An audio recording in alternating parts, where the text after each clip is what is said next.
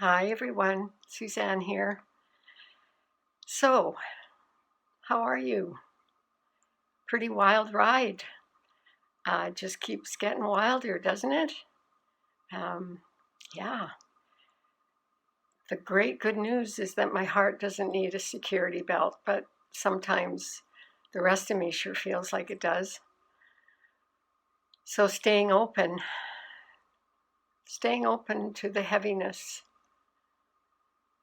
just as I'm sure a little bird must feel before it flies for the first time, this heaviness that seems to be pervasive in our world right now, and how to, in our heroic way, to stay open to that in ourselves and in everyone else without judgment, without recrimination.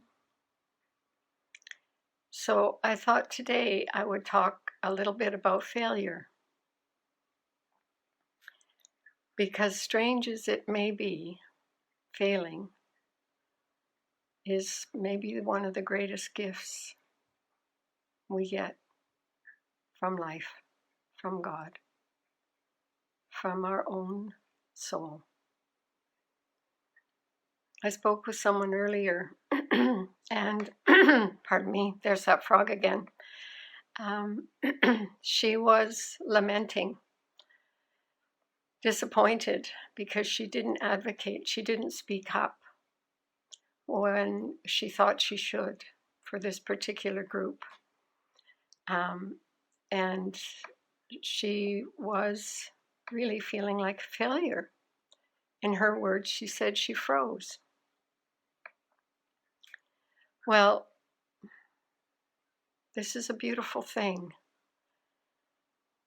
I have been, and many of us have been, sort of frozen as things open up, as chaos reigns in various parts of the world. And I want you to understand that this is great wisdom. This is a great gift that wisdom can give us, to just shut us down when we can't shut ourselves down. We are often trying to find our position, our opinion. How are we supposed to manage this or manage that, or take care of this or take care of that? And all of those things are very good. The world needs taking care of. We need to take care of ourselves and one another. Where I think wisdom is so beautiful is, as she was wanting to speak out, it didn't let her. Instead, it rendered her silent. This is an encounter with the holy. When we are stripped of our words, when we are left undone, when we are closer to our natural state than we were a moment ago, when we are in a state of unknowing. This is the innocence of the child. This is what Jesus said we should be. And this innocence, this unknowing, is really the essence of wisdom, because we don't know.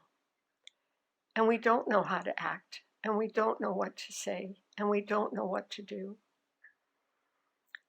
And sometimes if we react from the place in us that is afraid, from the place in us that believes we're not enough, from the place in us that believes that it is separate from God, separate from each other, separate from life itself.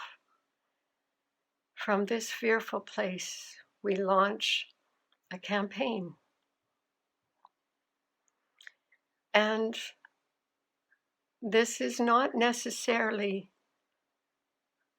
whole. It is not necessarily redemptive love. When we go to battle with any enemy, that enemy must first reside in ourselves.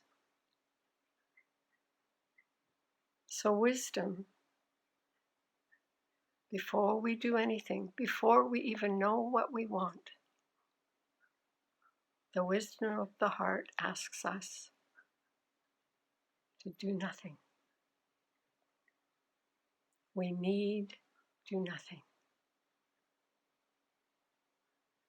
It is only in doing nothing, in needing to do nothing, that we don't need to prove that we are something. And this redemptive love, our capacity to be innocent, to know that we don't know, and to trust that unknowingness, to have faith in that. Then, from this deeper place of quiet and clarity, we can discern what we want, how to move, what to say, with all the love in our heart. Thank you. Let me know how it's going, please. I love to hear from you. I truly do. Bye.